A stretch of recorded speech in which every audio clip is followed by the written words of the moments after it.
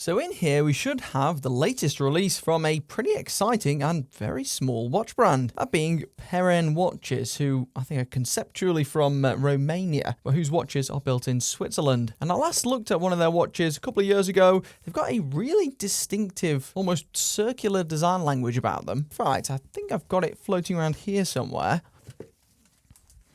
Yes, I have. Here was the previous one I took a look at, and it was this really unusual dive watch. I think I called it the Nintendo of watch brands because it kind of looks a little bit like some sort of Japanese video game-like symbol arrangement there, doesn't it? But even to date, I've still seen nothing that looks quite like this, with a really unusual bezel. You'll see here it kind of goes in two different directions, and it feels like nothing else actually in your hands. Yeah, I've been waiting ever since to see what comes next, and apparently that's this. So yeah, Perren asked if I wanted to take a look at this after I liked the first one so much. And of course, I said yes. So thanks to them for sending this over. Don't think I've got to send this back, but I will link it in the video description if you want to check it out for yourself. But yeah, let's take a look at what they've come up with.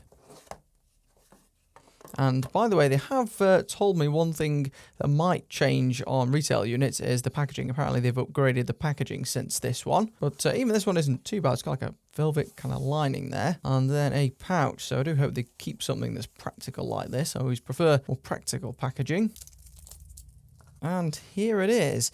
Now, they're calling this one the One Chronograph. So quite the bold statement with the name and, well, yet again, pretty bold design as well. And from a distance does look pretty simple, but I've just had a quick look here off camera. And it certainly has some extra detailing when you look up close. But yes, they've come up with a chronograph this time. And again, has this almost space age vibe about it, doesn't it? With this style of bracelet here. The main body of the case here also pretty flat, as you can see. In some ways, quite similar to that other piece with that mainly blasted finish. Was this one more brushed, in fact, if I look closely? Oh yes, this is horizontally brushed with somewhat of a blasted bezel, at least the side of the bezel. This brand always comes up with some unusual combinations of finishes. And then we have a high polished lip, a very almost indistinguishable one there running across the top edges. Really quirky, almost sci-fi looking piece this. And particularly like this chronograph hand here with that somewhat branded O counterweight. I think that looks pretty good. After chatting about the previous one, I think I remember them saying that they were hoping one day to become like the Apple of watch brands, at least when it comes to design, and maybe not in terms of anti-consumerism. Now, under the hood, as you might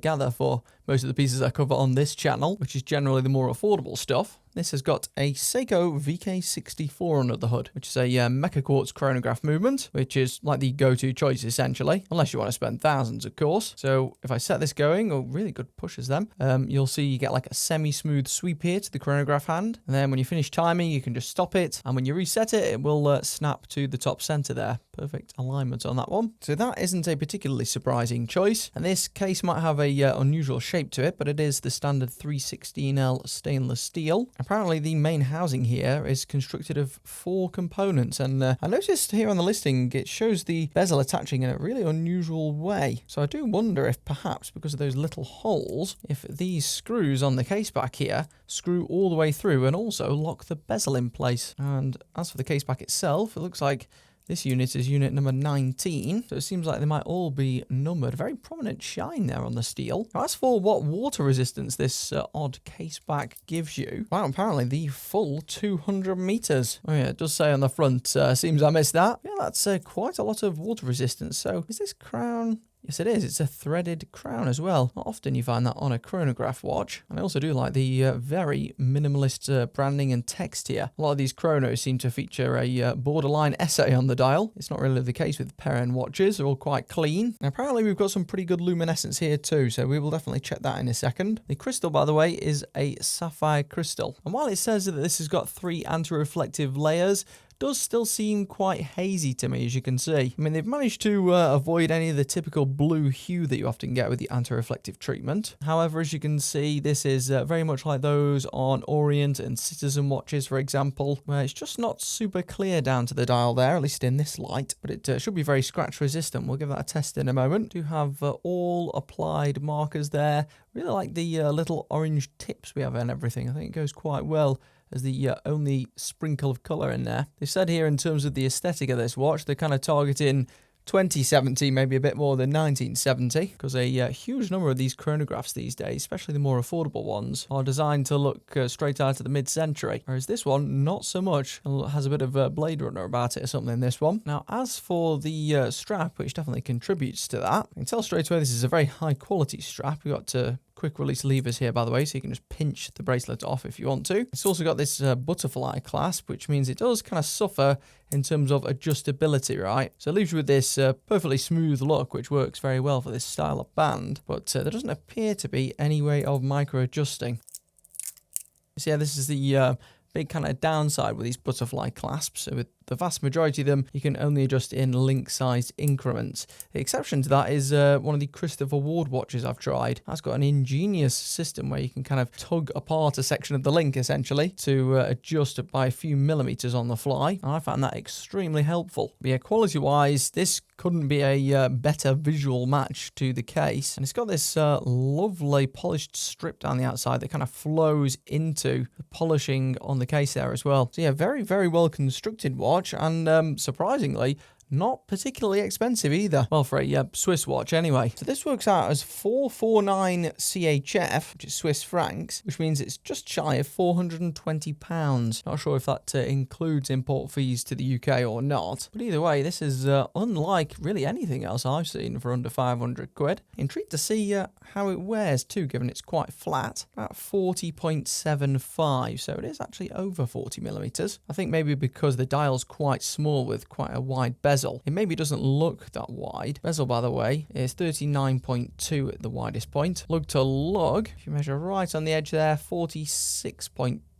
And thickness, actually the main body there is very, very thin, but it's kind of the bezel that adds to it. 12.45 for the entire watch with that flat crystal. So not the thinnest, but maybe looks thinner than that, just due to the structure. Bracelet, by the way, while it looks integrated from the top, it actually isn't. You can change it, and I'm pretty sure that's 20 millimeters there. Hard to get an exact measurement, and may look good on a black strap as well, this one. I have seen some almost ribbed silicone bands which might suit this style. And yeah, I like this a lot more when it's on wrist. I think this really does strike that balance well between smart and casual, at least in this colour. And to my knowledge, this is the only colour they're releasing this in at present. Maybe a couple of other colours will come later down the line. Not generic in the slightest in terms of that case shape. And you can also see by the almost gradation you get here on the bezel, this is some very good brushing again. Inherently, because of that flat shape, you do end up with some slight gaps here under the lugs, at least on my thin arm. If you had a wider wrist, maybe not quite so much. And as you can see, it really doesn't look as thick as the calipers would suggest. It's like Bauhaus and the Space Age had a baby, isn't it, in terms of the design here. And I think this is one you're either going to love or hate. Personally, this sort of thing has always been up my street. I like this kind of mathematical, proportional stuff, but certainly won't be for everybody. Now, I think it's always worth testing the crystals on these lesser-known brands if you're not familiar with them, just to ensure they're telling the truth about all the materials. So this is my wonderful Gem Tester 2 here, and if this is a sapphire crystal, when I put my pen on it, you should see the needle here rise all the way up to the ruby and sapphire section. So let's give that a go.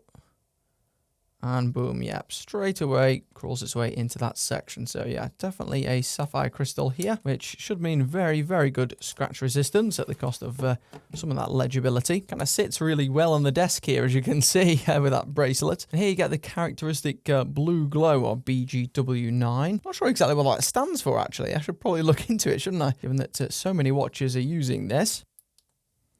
But there we go. No lume on the chronograph hand there, but otherwise good enough. I mean, funnily enough, the only one that's particularly weak there is the 12 o'clock marker. Although some of that could be because it's just two thin strips. It's hard to tell whether it's down to a lack of brightness or just a smaller surface area. It does seem like the hands maybe are a little bit brighter than any of the markers as well. But yeah, good enough performance, I would say, for a watch at this price. So, is this the one for me? Well, with my wrist size, unfortunately, probably not. While I do like the design on this one, it is just a tad too big for me. Probably a better fit for the majority of men though, who've got more average sized arms. My wrists are particularly small, as you'll know, but I'm always intrigued to see everything this brand comes out with. Not often you can get such unique and slick designs like this for way under 1,000 quid. Yeah, definitely one of my favourites I've seen so far this year. It's linked below if you want to take a look at it for yourself.